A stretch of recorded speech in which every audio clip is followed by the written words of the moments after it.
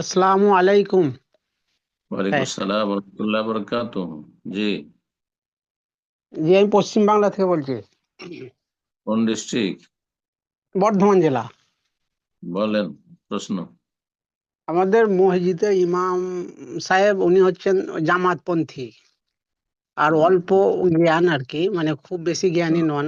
তা হুম। জুম্মার খুতবায় সব সময় উনি খালি জামাতের দিকে আহ্বান করেন, মানে একই বক্তব্য খালি। জামাত মানে মানে চিল্লাওয়ালা জামাত, তবলিগ হ্যাঁ জামাত। হ্যাঁ, জি জি জি জি জি জি। আর ওই হুম, জুম্মার খুতবায় খালি খালি মানে মানুষকে খালি ওই জামাতের দিকে আহ্বান করবে আর অন্য কিছু বলে না। জি। সময় লাগান, শুধু আর সময় দেন, সময় লাগান।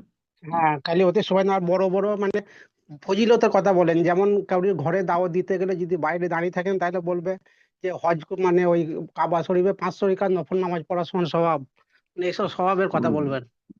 না। আর খালিয়া তো মাকরুদা এবার মেনান না, যে নবী সাল্লাল্লাহু আলাইহি ওয়াসাল্লাম মিথ্যা কথা বলে জাহান্নামে তার স্থান বানিয়ে নিল। আল্লাহ হিদায়াত করুন। আর জি। কেউ যদি এসে নামাজ পড়ে তাকে বলবে বসুন, সময় দেওয়া হবে।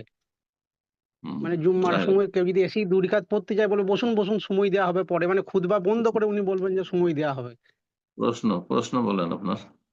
তাহলে মানে এত যে বেদাত সব ভর্তি, এত বেদাতে, তারপরে বলবেন নবীকে না সৃষ্টি করলে দুনিয়া সৃষ্টি হতো না, মানে এইসব ধরনের কথাবার্তা। তাহলে এগুলো কি করবো? তাহলে জুম্মার দিন তো আগে আগে আমরা যেতে চাই, তাহলে এগুলোতে হুম। এরকম বক্তব্য শুনতে হবে গেলে তাহলে কি করণীয়?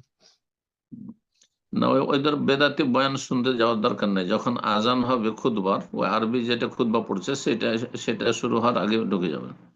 কিন্তু তাদের বয়ান যে তার আগে যে বয়ান চলে, বয়ানের সময় যাওয়া যাওয়া জরুরি নেই, যদি বেদাতি কথাবার্তা বলে। হ্যাঁ, অথবা আপনি বেদাতি বয়ান চলছে, আপনি কোরআন তেলাওয়াত করতে থাকেন।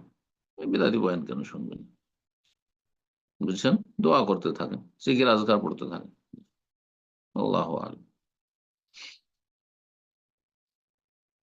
সালাফি.9 রাসূলের কথা বলে।